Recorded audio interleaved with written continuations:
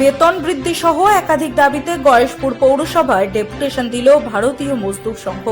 কল্যাণীর গয়েশপুর নগরের পক্ষ থেকে এদিন পৌরসভায় এই ডেপুটেশন কর্মসূচির আয়োজন করা হয়। কর্মচারীদের বিভিন্ন সমস্যা ও দাবি নিয়ে পৌর কর্তৃপক্ষের কাছে স্মারকলিপি তুলে দেন সংগঠনের নেতৃত্বরা। উপস্থিত ছিলেন গয়েশপুর নগরের সভাপতি তরুণ বিশ্বাস সহ অন্যান্য নেতৃত্ব ও কর্মী সমর্থকেরা। Bureau report, রাতদিন news network. বলছি দাদা, আজকে মূলত কি করলেন আপনারা? আজকে মূলত আমাদের প্রতি বছর 1 সেপ্টেম্বর হচ্ছে গয়েশপুর পৌরসভার জন্মদিন পালন করা হয় এবং গয়েশপুর এই পৌরসভার জন্মদিনে আমাদের ডিআরডব্লিউ যারা আছে, কন্ট্রাকচুয়াল ক্যাজুয়াল যারা আছে, আর এখন বাস্তব পরিস্থিতিতে পৌরসভাতে এরাই মূলত পৌরসভাটা চালাচ্ছে। পার্মানেন্ট স্টাফের অবস্থা খুবই কম সংখ্যক হয়ে গেছে, তো তাদের প্রতি বছর কিছু না কিছু রেমুনারেশন বাড়ানো হয়।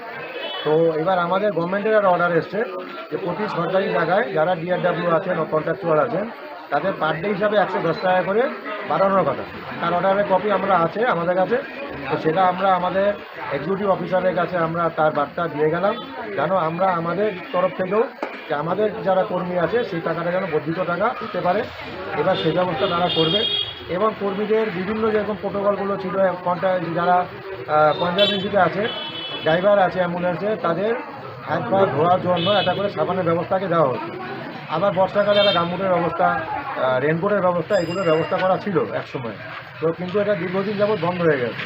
তো সেগুলো যাতে আমাদের কর্মীরা পেতে পারে আগামী দিনে, তার জন্য আমাদের তরফ থেকে তার দাবিগুলো রইল এবং তারাও আশ্বস্ত করলেন আমাদের যে হ্যাঁ এই ব্যবস্থা এটা ছিল, এটা আমরা দেখবো যেন আমরা কতদূর কী করতে পারি।